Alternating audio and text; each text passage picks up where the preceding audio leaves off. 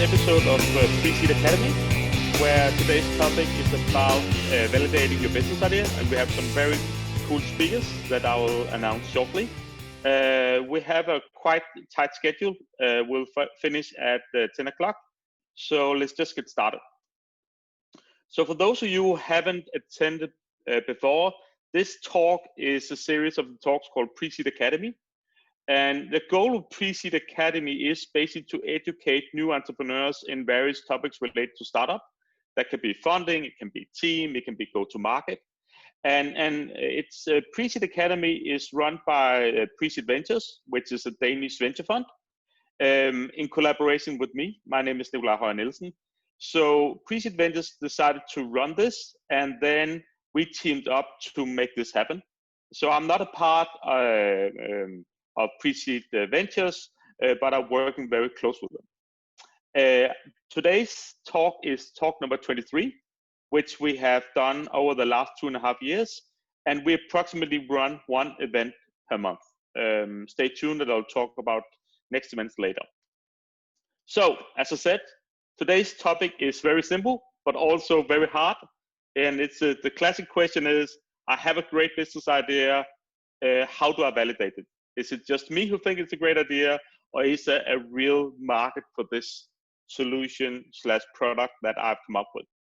And the agenda for that is that so my name is Nicolaj Højer, I'll do the introduction. So besides being an entrepreneur and investor myself, I also teach entrepreneurship at Copenhagen Business School.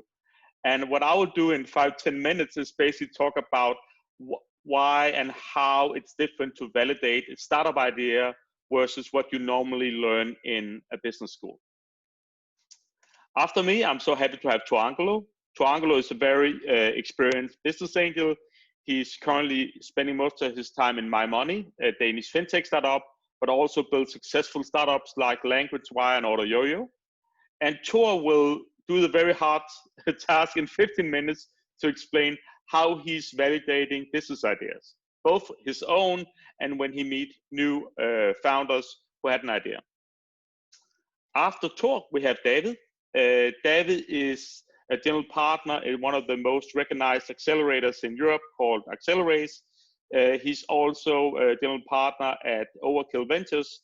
And David will share his insights from meeting basically hundreds of startups in the application process and also the real process of running an accelerator. You know, what are they looking for and what do startups actually do, both right and wrong? After that, we have 15 minutes of Q&A, where feel free to ask any questions you might have, and I will facilitate the Q&A. So we will end at 10 sharp. In case there are many really, really good questions, we might run a few minutes late, but we really strive to end at time. For that to happen, what you can see at Zoom is you can see the Q&A button. And if you have a question to either David, Tor, or me, or in general question, just fill it in, and then people can both put in their own question, and you can also upvote other questions. Do that as we go, and as I said, the last 15 minutes will be a Q&A facilitated by me. So now I try to do the hard thing of making a 5-minute introduction to this validation in a startup perspective. So I think the first question you will have is, how hard can it be? You know, you have an idea, you're basically going out and ask a lot of people what they think about it, and guess what? You will have a good answer to these questions. And of course, this is a cartoonish thing where you ask the wrong questions, but it's basically what people think. So when I meet first-time entrepreneurs or also business school students, they think that idea validation is about sending out a survey. And of course, they understand that they should send out the survey to the right people. They should ask the right questions. But I think what I will talk about the next 5-10 minutes is why that is not enough.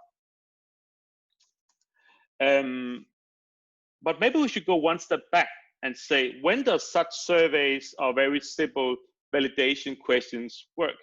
In my view, and I think in most researchers' view, that work quite well when you have well-known products in well-known markets where the consumers or the customers can understand the problem you ask, the question you're asking. So when I was doing this presentation, I thought, okay, what about breakfast products? So whether you use a cereal or you eat other type of breakfast or you don't eat breakfast at all, at least you know about the problem. So if I ask you, would you like an organic version of cornflakes? I guess you have a quite good understanding of that. I could ask you a question, even in a survey, about what you prefer, why you are eating muesli instead, why you're not having breakfast, why you are eating fruit, etc., etc. So to such well-known products, it does make sense. And that's why we honestly saying teach that at school, because if I have a very well-known product or problem for you, I can get reasonable answers. The problem is just when we talk about very novel products, that is not the case. And again, I had to dig up one thing that I haven't been able to foresee. And I just came up with TikTok. You know, I guess all of you know TikTok now. But imagine if I have pitched TikTok to David or Tor 5 years ago or 7 years ago, whatever they were popular, right? And my research was about that I have asked consumers, I guess that is teenagers, about the need for a new lip dancing app. You know, was there really a need for that? You know, what would people have asked? I don't know, but it's really hard to see stuff like that. So when you have latent needs and very novel products, you know, it's really hard to use these simple surveys because you basically get bullshit in and bullshit out, right? I could say the same with Snap. You know, I guess most of you have Snapchat on your phone now. What would have happened if I made a survey about that 1 year before? Would you have recognized the need? Most likely not. What to do about it? I think the first thing is there's no silver bullet here. My first recommendation was always to use qualitative methods, because by qualitative methods, you can find out what's really going on in the head of the customer. What alternatives are the customer evaluating? What is the customer spending money on right now? So instead of asking only, dear customer, do you like this app? You're saying, you're finding out, dear customer, what are you doing today? What are you doing to, if you're interested in dancing or whatever, what are you using? Are you having a YouTube channel? What are you doing? So in general, qualitative methods. So what's the problem with that? The problem is it tends still to be superficial. You don't really understand what the customer really wants. And again, here in 5 minutes, we don't have time to go into the details.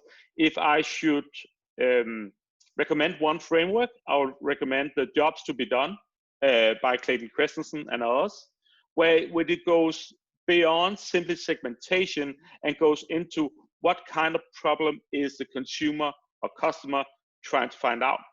And this quote you have on this page is actually a quote, an interview from Clayton Christensen, showing the difference between segmentation correlation and jobs to be done, right? So what are the further problems? So assume that I've taken this approach in a, let's say, B2B setting, and I really try to dig into the problems of this CEO, this big company. Why is this still not enough? And the problem there is that there's no commitment. So you might have these fantastic dialogue with either consumers or businesses, you get your value proposition confirmed, and basically this customer is saying to you, oh my God, that sounds fantastic. Go out and build it, and we will for sure buy it in 3 years, right? And we see so many startups do this approach where they most likely ask the right questions, but still they're getting some feedback with no commitment.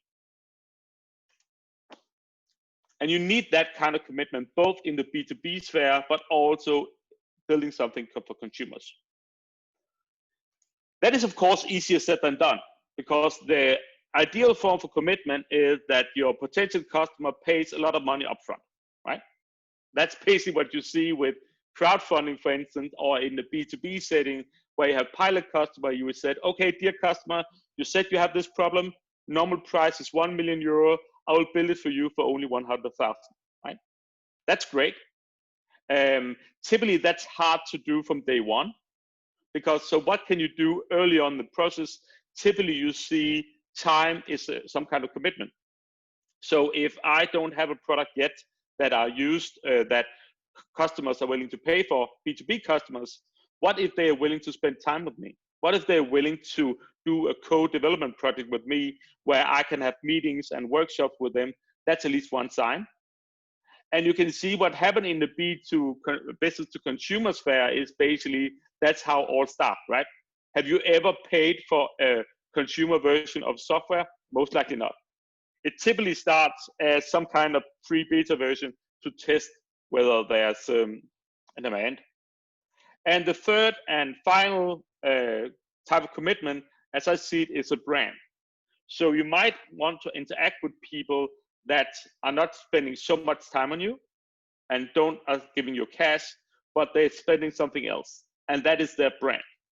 So assume that you are doing you're a medical device company or pharmaceutical startup, and you're on to something really new. If you can get a Nobel Prize winner as your scientific advisor, ideally that advisor spend time, but just the fact that that person will spend part of his or her brand on you is important. You can also see that with agreements with other companies, etc., etc. Of course, you ideally want them to spend time or money, but a brand can be a starting point. If you want to dig deeper, I can highly recommend dig into the theory of effectuation done by Professor Saraswati, because he actually studied how successful entrepreneurs work. So not semi-successful, but really someone who made it. And she found out what most of them did when evaluating new business ideas and building the startup was stakeholder commitments, where they interacted with stakeholders, and if they could got the commitment from them, they learned some, they got better resources, and thereby they built the company. If they couldn't get that stakeholder commitment, then they would go on to something else. And you can see that here, that stakeholders is not only about customers, it's also co-founders, investors, etc., etc. So you're trying to commit other people instead of just saying, would you buy this in 3 years? You're trying to find other signals that they really want that. With these words, and again, it was a 5-minute version of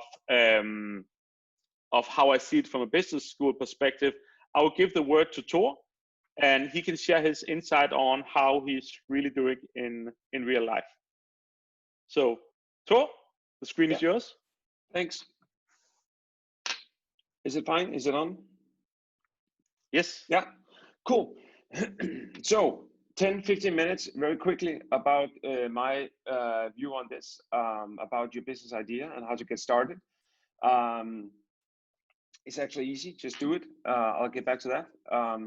But first, just one slide about me. I have 20 years of startup experience. I started my first company. How do I change? Oh, there you go. Perfect. I started my first company 20 years ago. That was LanguageWire. It was a translation company. Then I sold that after 12 years. And then I invested in a lot of small companies to do exactly this, product market fit, testing, helping founders to test the product, making a minimum viable product and get it out there. So I was involved in a lot of projects with small investments just to help. A lot failed. I learned a lot from that. But a few of my small investments came out interesting, and which was one of them was AutoYoyo. So I jumped into that 7-8 years ago, and I ran that for 4 or 5 years. Now it's running by itself. And then I changed to My Money, which was an old investment of mine, well, old, 5 years ago. And now it's matured. It did a lot of pivots. And now we found a really interesting spot in the market doing a pocket money system or allowance systems for kids. And we have a deal now with MasterCard. So we have My Money MasterCards that we ship out and help families control that in a safe environment. And our goal is to educate kids to become financially responsible, so they don't end up as slaves in some kind of payment scheme or so on and so on. So they don't spend more than they have. So yeah, so that's what I do or what I've done. So just 10-15 minutes on my view on this and what I want to help you with and make notes of. So just, just one slide from here. 5 things that I want you to note on doing a startup and getting out there. And some of it is just like what Nicolaj said. But my first thing is don't quit your day job. Don't go all in. I know that people say the opposite, that, hey, go all in and go down the basement and sit there and drink cola and eat pizza for a long time. And I actually believe the other way around, because things takes much more time than you think. So if you have an idea, in the beginning, there's not so much to do than go out and validate it and have meetings with potential clients and go out and sell it. And then you can slowly build it up. To me, and that's what I've done in my 20 years, especially when I started. I had a day job, or actually a night job. I was a bartender while I built my first company. So I worked in the bar in the night, and I worked on my business idea in the day. And that meant that I didn't have, a clock ticking that, at some point I would not have much money, more money. So I believe a lot in this, that you should fix your private economy so that you don't run out of money and you're not stressed about it, because it will take time. And even if your programmer says, we can build this in 2 months, it will take 6 months. So make sure that you in private have enough time and runway to build up your idea into a company. So that's my first thing, is that make sure that you don't bet your whole house and everything on something, and you only have 6 months, and then you have to land an investor or whatever. Get yourself free of that by having keep your job or have a simple job, which I had. I remember putting my business ideas on napkins in the bar while I had time between 3 and 5 when people were too drunk to buy more drinks. So that's how I built my first company. Next thing is to test your pitch and sell it all the time. I actually remember myself being a little bit dangerous about selling it to people, because maybe they will steal it, or maybe I was too afraid to get a cold answer back like, no, I don't see that. That's a shitty idea. So, but you just have to do it. You just have to sell it. And then it's very important that you take the feedback, that you actually listen to what people come back to you and say, so that you change your idea if it's not good enough. I have some startup people I've met and tried to help, and they simply don't listen. So they just don't change it, and they just keep on going, and then you will not succeed. So test your pitch all the time, sell it to people, listen to what they say, and so on. One thing I know about pitching is that it's important when you pitch that you acknowledge who you're pitching to. Is it a typical client or not? If you're selling something for golfing and this guy don't play golf, you need to, put him into the situation that he need the product. But if you meet a guy who plays golf and you're selling something within golfing, it's, you should really hit it, and he should really be, buy it. So just pitch a lot, listen, try to sell it. I hear a lot of startups being a bit confused on what they actually do. So, when people pitch to me and maybe my face is too cold, like, I don't get it. Then they start saying, well, then we can also do this and this and this, So be careful that you want to do too much. And actually, when I started LanguageWire, my first company 20 years ago, we wanted to be everything within translation. So we wanted to be a terminology bank and a portal and a lot of things. And actually, it was an investor at one point that said to us, I hear 7 different ideas. If you should just choose one, which one would it be? And that made us go, well, then we might want to start with actually helping companies do translations and be the in-between guy between the translators and the businesses. And that's how we started. And we never came back to the other ideas that we had around it. We just stick to that, and we became very good at that. So be careful when you have an idea that you don't say, I want to do everything I can do to help people who own a house or whatever. Just think about what is the number one thing that you want to do and stick to that. And then coming back to the pitching, you should really get 5 clients, and you should get it right now. So sell it before you have it. Otherwise, don't build it. I see too many people go down in the basement and build something for 6 or 12 months, and then they come out and say, here it is, and then there's no one to buy it. So sell what you have right now and get 5 clients. And you can do it in many different ways. So if you want to do a new cornflakes, and maybe you think that it needs to be vegan or whatever, you simply just buy some Kellogg's cornflakes, put a sticker on it saying new vegan something, and then you make an agreement with your local grocery and just put them up there, and then you just watch if people want to buy it. And if you want to do a B2B sale, then you just go out and have meeting with Novo Nordisk or whatever and try to sell it and just get some kind of commitment. So just get 5 clients and do it before you spend too much time in the basement. And then there's this product market fit phase that I always talk a lot about. And this is the phase where you go out and your product, your idea meets the client, and you will learn that you have to do pivots. Maybe it's a different target group, maybe it's a different product, maybe you need a green button, whatever. But you will learn a lot when you go out and pitch. And as I mentioned in my last one, there are 5 clients. It has to be you, because what happens when you go out and meet your first clients is that you get a lot of feedback and a lot of changing. When I did AudioYo, before it became AudioYo, we thought that we were gonna do a generic app and so on. So I went to a cafe in Copenhagen trying to sell my idea about having one app where you can find all the cafes in Copenhagen. And then they said, nah, we don't want to be there because we are a brand like Starbucks. It was Emery's. And they said, we don't want to be in a generic brand. And then I said on the meeting, I just said, well, what if I make your app? What if I make an app called Emery's? And then they said, yeah, sure. And then I went back to my developers and said, I got a good, news and bad news. Good news is I got our first client. Bad news is that it seems that we have to build an app for every client that we build. And that's, on that meeting, our whole startup idea changed from being one app to 1,000. And right now, AudioYo, I think we close to 4,000 clients. So we have made 4,000 different apps. But that's, how it is. And you pivot and you learn what the clients really want.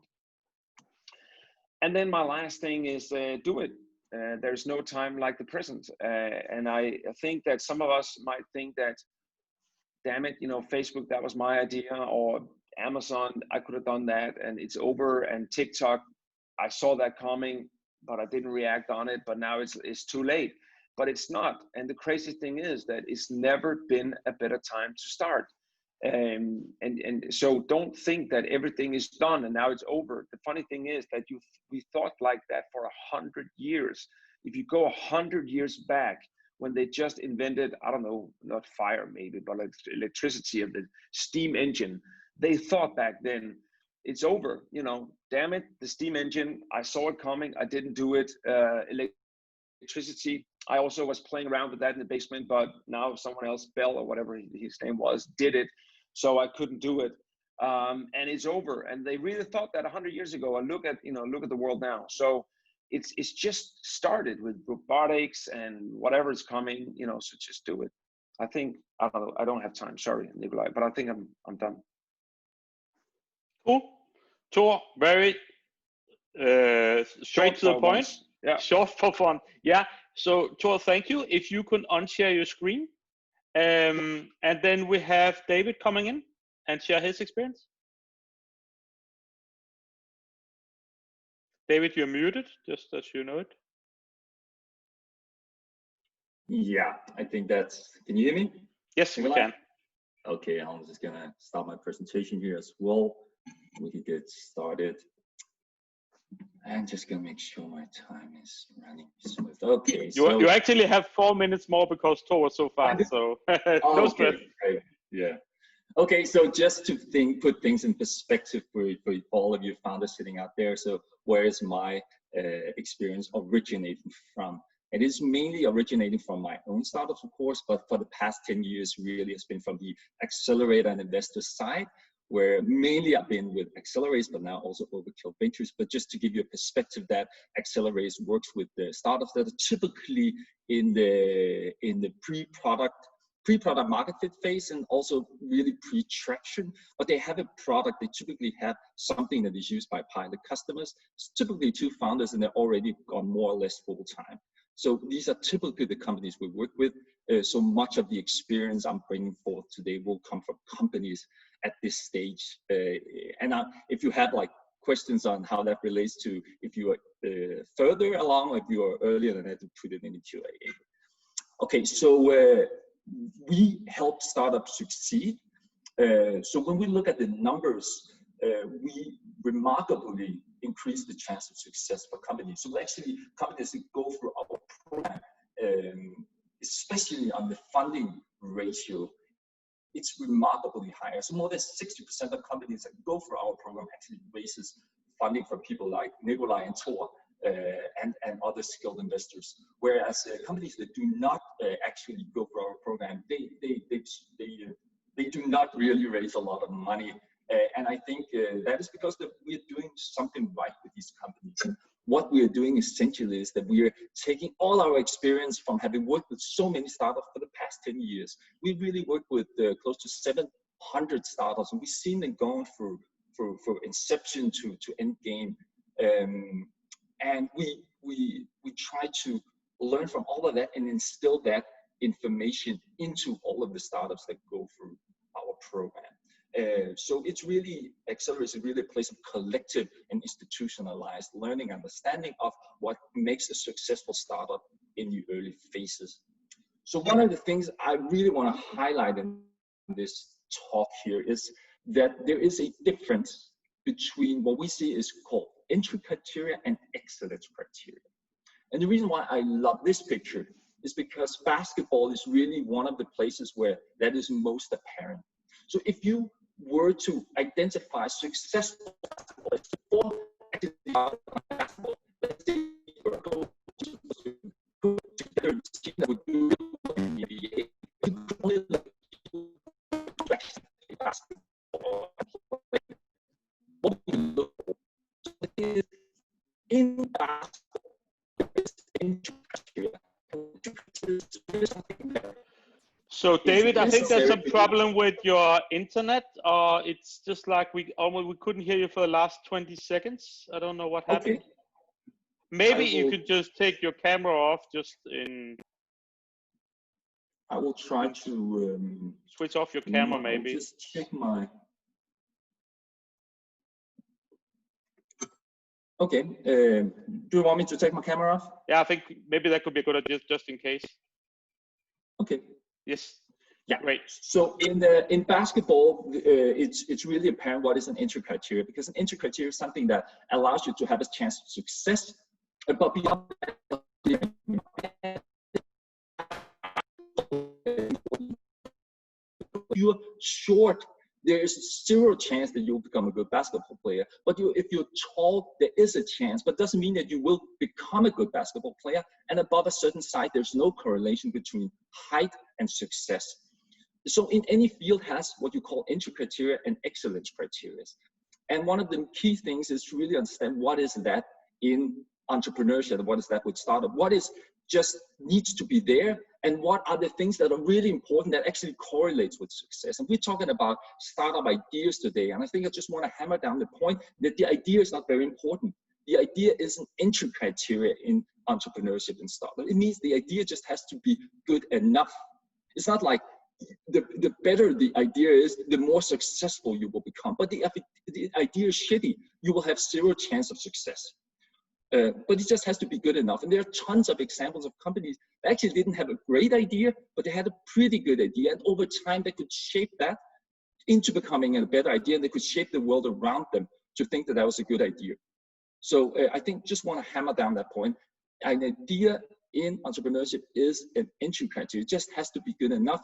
And then you go with it, basically like Thor says. Then you go with it and you will shape it over time. So you have the idea, and this is really where we see startup founders struggle in their mind. It is because they have the idea and they see a huge potential, and they see all these different types of potential customers. And I remember that from having I had the 2 startups as well, and every time I had so many potential customer segments. We could go after these, we could go after these, we could go after these, and you create this slide of the billion-dollar market that you show to investors. The thing is that as a startup, you're 2 people, and you raise like 100,000, 200,000, something. You haven't even raised money. You have a little bit of saving. There is no chance in hell that you will ever meaningfully approach that market, which you're thinking about, billion-dollar market, it is like being two lions and going after that zebra pack. In fact, the only absolute certain way not to get a zebra would be to go and chase all of them. That's the certain strategy of not getting a single one. So what you need to do is you need to identify and isolate a part of that market, a part of the group of the zebras, one zebra that you can actually catch. But the question is, of course, which one, right? Which one are we focusing in on? Because there are so many potential customers out there. And we know they're slightly different, but actually if you dig down into the granularity of customer segments, they are not different. And I think this is really one of the things that we try to teach startups, that they are not all the same. But you need to have seen a lot of startups to really make that clear to you. So the way we look at it and the way that we see these things play out is that they are really, in the beginning, 3 different customer segments that the early stage startup will have some kind of interaction with. And I think one of the most dangerous things and where startups really go wrong is that they start extrapolating learning from the wrong customer segment. So the first ones who always buy from you are friends. They're the first ones who signs up. They know you, they're colleagues, or they're friends of your friends, or they're friends of your family. They know you. And they do it because they want to help you. You're just taking the lead, become an entrepreneur, and they are clapping and they think it's awesome and they want to help you. So things like your CAC, it goes very low and they're not critical and you think you have product market fit. But in fact, you do not have product market fit because these people actually don't have a need for what you have actually created. So the second group, and this is really the most dangerous group for startups that we see, and this is really where startups fail, is because at some point you will meet, beyond friends, you will meet crazy people. And there's a ton of crazy people out there. And those are people who are interested in new stuff. And there's a lot of people interested in new stuff. So if you're creating something new, a lot of people will be interested. And they will want to meet with you, and they want to talk to you, and they will write you emails, and they will enter into some kind of dialogue with you. And startups fail because that they spend the entire runway talking to these people. Because they're always interested, but they actually don't have a true business need or true personal need, but they're interested because they have a personal interest in your area or you or something new. And most startups fail because they keep talking to these people. You succeed as a startup when your idea meets what we call the beachhead, which is really the first customer segment who has a valid need for your product and who's willing to buy from an unknown startup, an unknown product from an unknown startup. Now, buying something from an unknown startup, an unknown product they never heard about is basically some kind of insanity. Why would you do that? The only reason why you would do that is if you are desperate. Only reason why you would do that is if you're more or less desperate. So what really defines the most important segment for a startup, really where your idea is being validated, is not with your friends, it's not with all the crazy people that always loves new things, that run around at the conferences, who check product hunt, who buy stuff at Kickstarter. No, the ones where you really get validation is the beachhead, because they have a true need. Now, they are desperate, and the reason why they're desperate is typically because it is a subsegment of a larger segment that no one has cared to serve. Typically, because they're new. I just wrote a blog post about my first startup. We tried to do a ticketing platform back in 2016, and basically the internet-enabled event managers to create their own tickets. So we went to all the venues and concert places and said, you normally use Ticketmaster, why don't you use our system? There was another startup that started at the exact same year as we did, with the exact same idea, and that was Eventbrite. And Eventbrite didn't go after ticketing, they went after meetups. Meetups there was no market, right? But social media enabled all these small groups in different cities to go and meet up. And Ticketmaster didn't serve them. They were desperate. They had no ticketing solution. Now, but meetups grew over time, and today that is the core of the reason why Eventbrite became successful. We had to fold because we just talked to crazy people. They wanted to talk to us, but we spent our entire runway talking to people who would actually never buy. And that is what happens with startups when they fail. They spend the entire runway talking to people who would actually never buy the product, but they show interest, and it confuses us because we confuse interest with need or confuse interest with desperation. I think one of the most important takeaways from me when looking at multiple companies having run over the same, that is really the same pattern that constantly emerges. So what you need to do is basically you need to focus all of your energy in on a single spot within the broad customer segment, which is really called the beachhead. And you can illustrate a little bit like this. If you wanted to take an enemy beach, you wanted to take an enemy territory, you have limited resources with your military. And the certain way to fail would be to try to attack the entire beach at once. You will get mowed down. The only scenario in which you will actually succeed if you concentrate all your forces on a single spot of that beach. And that is what we call the beachhead. And if you do that, you can overwhelm the force. You can go in at this tiny part of the segment and become dominant. You become a monopoly. So Donkey Republic, for example, that went through our program in 2015, we really helped it with that because they wanted to change city transportation in general.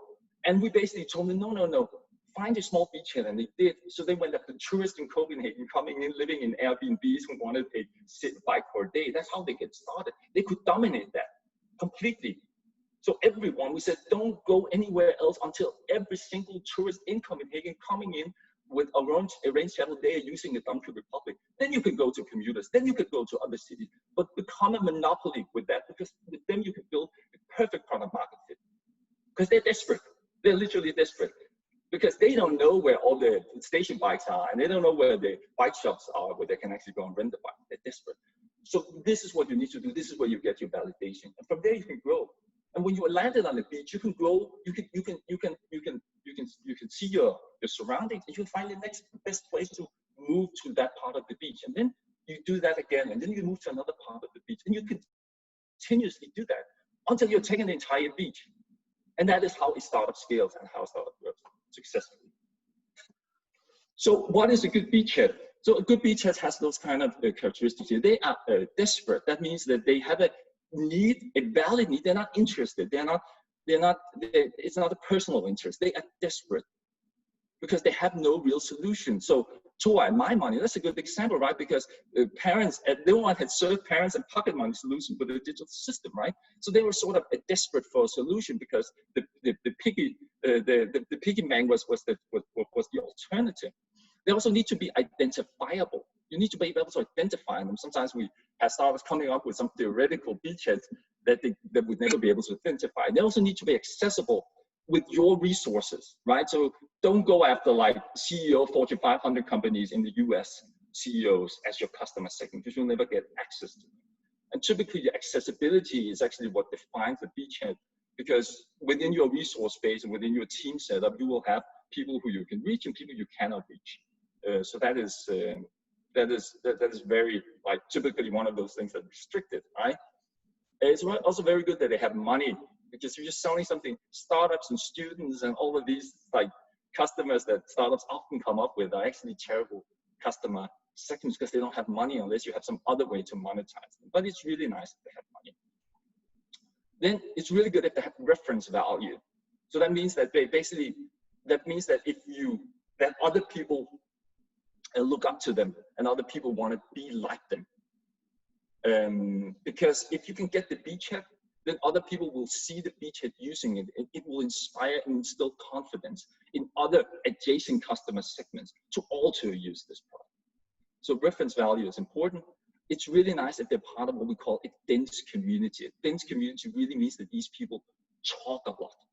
Because if they talk a lot, then this idea will spread within the beachhead. So the opposite of a dense community will be an author. So don't create a software tool for authors that can help them like create better sentences, because an author will isolate himself 5 years into a wood while writing a book, and he loves the product, but no one else would ever know. But a really good customer segment are people who talk a lot with each other and share ideas. So that's the density of a community. And then I would say the most important thing, which you will never find in a business book, but you will only know if you tried doing startups yourself, but also been close to a lot of startup founders.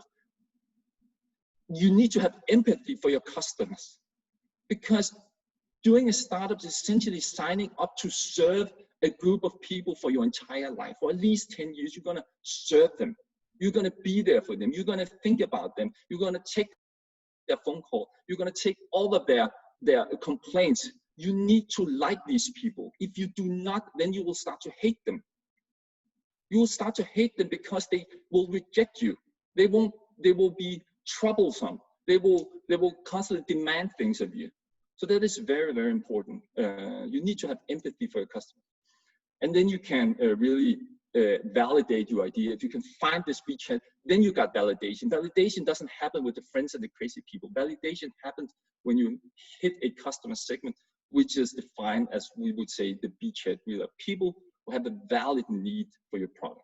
And they're desperate. So they're actually pretty easy to get in contact with, but you have to be able to identify them and go after them. And that is the most important thing. Okay, so I write a lot of blog posts and so on. If you want to connect with me, I'm always open to be connected on with LinkedIn. You'll just find my name. I'm one of the few people with my name in the world, so just you'll find me. And I write a lot of stuff. And yeah, you can try to, if you are close to Riga, you can sign up for Overkill. If you're close to Copenhagen, you know where to find me. That's it. I'll try to turn on the video again for the Q&A. Cool. Yes, perfect. Thanks. Maybe also if you can unshare your screen, David, and then we go to the Q&A. We are right on time. And Tor, if you can unmute. Perfect. So I think let's go to the Q&A, and I think the first one is to Tor. So Tor, if I should be devil's advocate, I would say, oh my God, how can you do that B2B sale from the beginning? Are people really willing to pay up front? You know, how do you do it in real life? Could you give some examples where you know yourself or all startups have managed to get money out of business to business basically from the onset? Yeah. So actually, B2B is the most easy way to do 5 sales to begin with. B2C is harder because when you have a B2C company, you need thousands and millions of customers because they only pay you whatever 50 krona a month, whatever. But B2B is much easier because especially in Denmark, you can always book a meeting. You know someone who knows someone, then you get a meeting. So it's easy to get meetings. I know from England it's harder, to just call someone in London and book a meeting because there's so many gatekeepers. But getting a meeting, and then so I also saw a question saying, how can you sell something you don't have and so on? But you go out and sell the idea and you say, listen, we are building something, and with this you will have 10% more sales. Would you be willing to buy that when I have it next week? And that's all you need. You just need someone to say, yeah, if you bring me that, I will sign up. So if you can sell it, get the money before you have it, that's good selling, and you should try that. But getting a commitment saying, if you bring me that, I will buy it. When I started my first company 20 years ago, we had 3Shape who lived with us in our offices in Copenhagen. So they came with us, and 3Shape today is a super successful company. Don't hear so much about them, but they are really doing well, and they have done a 3D scanner. And when I started, they built it almost out of Lego. And I remember standing the first, MVP in our office. They built it, and it looked horrible with metal things and so on, and almost made out of Lego. And they sold that to the first company in Denmark. They went out and said, here's a product. It can help your production save a 10% cost. They explained how it would work. And the company said, you know what, we will buy that when you have it, and here's $500,000 upfront. And of course, that was a great selling. But if you really go out, sell the idea, you may get a commitment, that could be enough, but it could also be that they actually sign up and say, when you bring us that, we're on.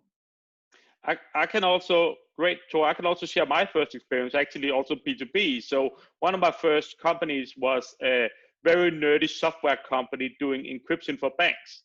And why would a bank ever buy from a small startup? Well, normally they wouldn't, but actually, to take David's words, they were desperate because there was some hacking going on. So normally there would be a fantastic bad beta segment, but for that specific point of time, 6-9 months, they were great. So what did we do? They were actually working when I met them, and the first time of commitment they had before I came was that the banks were willing to spend time with them. So I came in as a CEO / early investor, and I said, hey, dear founder, let me talk to the 2 biggest banks in Denmark. And they actually spent time with us. defining their problem, and they invited people in. So that was some kind of commitment. As Thor said, ideally you want money from day one. That's of what you want. But what you're getting is you're getting commitment that they're spending time with you. And 6 months later, they might be willing to pay a lot of money. But what you can do in month 2 or 3, you can say to them, now we have the MVP, and that's great. You know, the real product will cost you 1 million euro. What if you gave us 50,000 euro to play with the demo version? That's a commitment, right? So you can imagine a bank, if they say they're willing to spend 1 million euro in 6 or 9 months, they should also be willing to spend 10,000 or 20,000 euro right now. So remember, when we talk about this, it is a process, and you're most likely not getting all the money from day one, but having them to spend time and resources and later on a little bit of money is it. And I will actually also second what Thor said, B2B is actually the easiest thing. The B2C is really hard, because B2C is really hard to get money up front. You know, when have the last time you have paid money up front from an app? So in B2C, it's typically more about you building a crappy version and prove with the retention rate that people are using it. Maybe I can give the word to you, David, because you're both seeing B2B and B2C. So when they enter your program, what's a typical type of validation they have done? So they don't have money, but what do they typically have? Well, they typically have pilots running.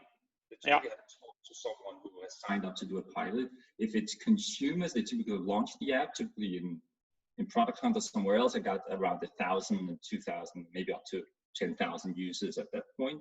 But like I said, we're looking a lot at who are those people, right? Because I've seen, and you know that like tons of pilots never become anything, because the guy who signed that LOI basically just did our personal interest. He couldn't commit his business really to anything. And so we really need to understand like the source of that. But that's typically what we see in stage wise. Yeah. So I think the next question is also about what kind of commitment does other investors that could be a business angel want to see? I can start, and then I can maybe give the word to Thor afterwards. So in a B2B, you know, the typical business angel invests more or less the same time as an accelerator goes in, right? More or less. So what do we expect? If it's a B2B, then I expect as a business angel that they have talked with a lot of potential customers. Really talked, not service, but what really understand. In this organization, there are many other organizations, as David said, and our solution could be used in 20 different industries, but we can see for this specific industry, and exactly it's the CFO in that metal industry that need our software. I think that's the absolute minimum. And then, of course, my next question will be, if we're interested, could say, could we talk with some of those together, right? Because they are sort of telling me how many they have talked to and how good relations they are. And I'll typically look them in the eyes and ask, okay, could we visit them together, right? So I'd say in general, business angel evaluate qualitative data from a much fewer customers, but really understand what problem you're solving to them, and that this beachhead is really the one. B2C, I don't do that much, but what I see from my friends who invest in that, it's really about this early retention data, that you are launched a free app, and that there are groups that are using this, and it's not paid advertising, but they're more or less organic. Thor, you have also did some business angel investments. What would you like to see? Well, it's interesting actually, because I've done a lot of investments, but I also got a lot of investments into AudioYo and also my money, but especially AudioYo was like a typical VC, thing. And the funny thing is that, when you have business angels and you want investments from them, it's much more about, as you say, and I agree with you, to me as a business angel, is a lot about the customers that you have or you talk to, and I may even go out myself and try to sell it, or even call a couple of friends in that sector and say, hey, I got this product, you want it? So I may even try to sell it myself. If it's B2C, if I'm the target group, and I don't, get it, then, it's hard. But if I'm in a target group and I'm like, yeah, I could buy that, and that, that means a lot. And the funny thing is that's how it is in the beginning with business angels. It's a lot about the product market fit and if it's there. But then later, when you're trying to get VCs on board, they don't care about that. They just care about, of course, that you should sell it and you can sell it. But at that point, it's more about unit economics. That okay, you got 1,000 customers, but can you make money out of that? So I think that's very interesting. That in the beginning, when you sell it, is you sell more the idea and the product market fit, and that I found a place in the market where they need this and they're desperate, as David says. That's in the beginning where we as business agents like, yeah, there's a product and there's a need for it, and let's go. And then later on, you need to focus on unit economics and make a business out of that. So right now with My Money, we really got a market fit, and we got over 1,000 customers who is paying every month for this product. But now it's all about unit economics. That can we make money out of it? Can we make a good enough deal with MasterCard so that the few money we get from every customer we have to deliver everything to MasterCard. So I agree with you. It's a lot about the first clients, or the first clients. Are they there? So David, I think there are two questions here that are relevant for the platforms business, right? And I know you have invested into some of them, and it's also stated here, it's a classic chicken and the egg. How do you typically see the initial validation? Not in year 2 or 3 when it's about unit economics, but when they meet you and said, I want to do a matchmaking platform for this industry or these consumers. What kind of validation would you recommend? Well, typically you start with the supply side. It can be, for some special instances, you start with the demand side, but typically you start with the supply side. So you basically go on the supply side of the platform and say, okay, so you have this service or you have this product or somewhere else, and give me, I'm building this marketplace, and what I can basically help you with is expand your market, find your customers. So if you upload your product to my marketplace, I'll make sure that I'll find people on the other side. Now you have a problem because you have to go into fulfill that promise, right? But there is no marketplace unless you have supply side, because all your value proposition to the demand side is basically you have aggregated the supply side. So you need to go and aggregate as much supply as possible, and then go on the demand side. And you have a very limited window of opportunity here, because the people, it could be pizzerias, right? But it could be other things as well.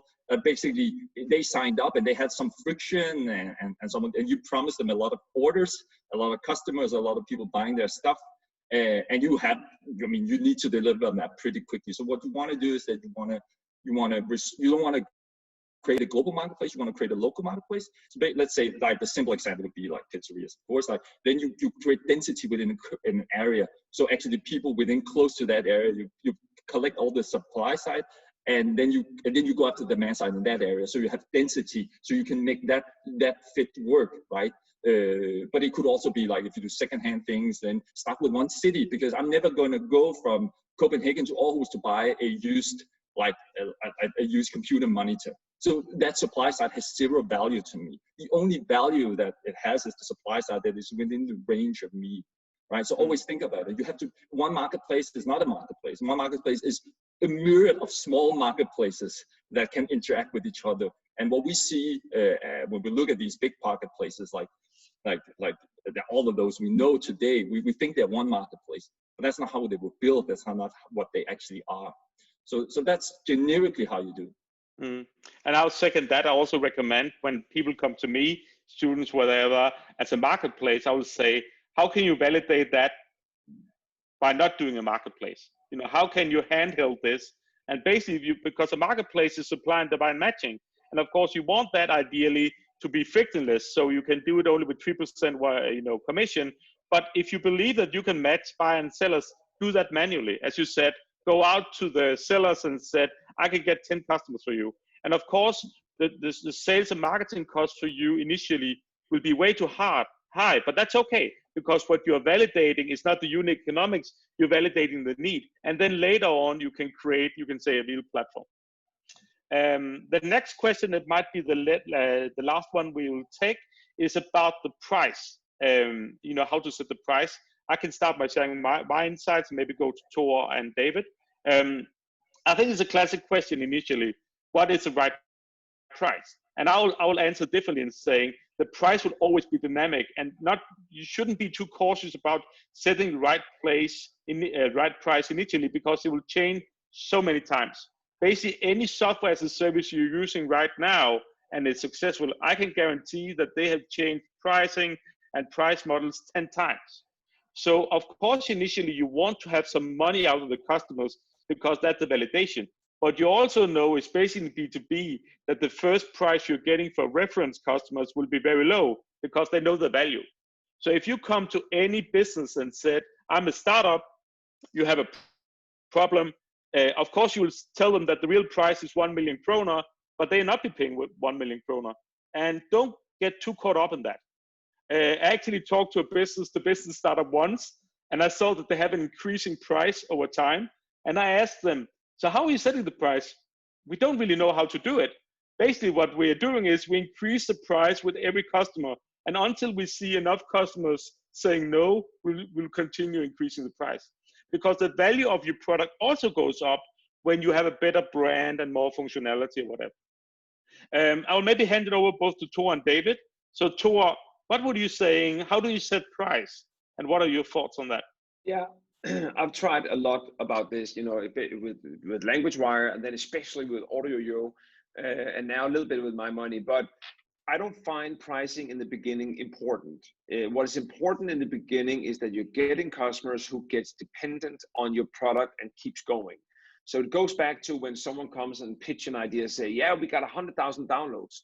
You know, the next question from any investor will be, okay, fine. And how many of those are still using your product? If it's free or not, how many are using it? So to begin with, it's all about getting people hooked on your product. Then pricing, you can always change, and you do. And in LanguageWire, in AudioYo, we change prices all the time. And I even had 2 price consultants helping us in AudioYo over 2 times, where we had specialists from London flying in to help us find the right price.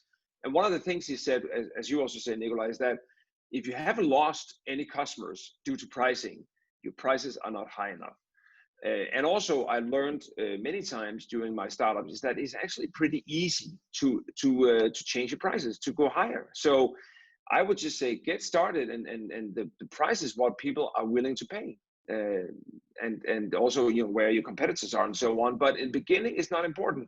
What is important in the beginning is to get customers who don't churn because of, you know, your shitty product, or maybe they didn't need the product anyway, and then you find out. So don't lose customers in the beginning on price, but later on you have to make unit economics, and you have to make a profitable company, and then you have to care about it. But at the beginning, it's all about getting loyal customers who stay with you, who don't churn. David? Yeah, so I think it's a little bit it's a bit different from if you're doing business to business in the enterprise side, and if you're doing consumers. If you're doing business to business and heavier stuff, I would never put a price on that in the beginning. I would echo that. I remember working closely together with Templify and basically trying to do that, and we test a lot of things. And definitely, you do not want to have a price, because people in the enterprise of business to business, they like to define their needs as well, and you basically come up with a price, and they don't lack money, so they're willing to pay. They're desperate. And desperation means they're willing to pay whatever you charge, basically, unless it's unreasonable to have their problem solved, right? So prices are not important. Of course, if you're targeting consumers, they need to know what something costs, right? And what is very important for you is reference pricing. So basically, whatever category are they putting you into, because they will compare you to whatever seems the next, you know, the next logical of the reference point. So what you really need to do is to escape that. You want to create a new category, perceptual category, basically like Fitbit created the fitness trackers. You don't compare the price necessarily to a watch. You don't sit and think this is a very expensive watch, because you think about it as a watch. Basically, you want to get away from that. So that's one of the reasons why Donkey Republic is actually rather expensive to rent a bike with Donkey Republic. It costs you 10 euros a day. But that's a different reference point, right? From buses and metros, which are much cheaper, but those are used by commuters, right? So you don't want to position it in a commuter product. You want to position it as an experience product to tourists. It goes into a different perceptual category. So be cognizant of that. Be very cognizant of how in the consumer space, what category you're creating, if you're creating a category, or if you're landing in a category that has already very established price points, because you will be judged in relation to those. Yeah. And I think time is up, but we'll take one final question here, and that's about how you reach out to those potential customers. I can start by sharing my insights and then give it to Tor and David. I would say that's exactly why you need a salesperson in your team, or you are the salesperson, right? Because you need to be able to go out there. And I see it again and again, especially among students, where you feel in some way inferior, especially in the B2B. You don't really want to go out and talk to them. And oh my God, this person has a fancy title, and you really don't want to do it. But there's no way around it. There's no way around going to talk to you. You can't get these insights from a Facebook advertising or Google AdWords, whatever. Of course, you can try to get leads by him, whatever, but it ends in dialogue. And how do you get that dialogue? That is by having a fantastic story and people want to talk to you.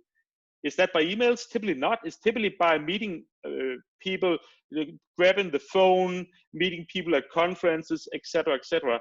And that is very hard for most first-time founders. And that's also why it's so easy for me as a business angel to use that validation. Because if I meet them and say you need to do it, if they are not willing to do that, I don't feel comfortable doing that, I think there's a very small chance that they'll be successful entrepreneurs, because you need to do that. It's a big part of a startup is selling to journalists, to customers, to partners.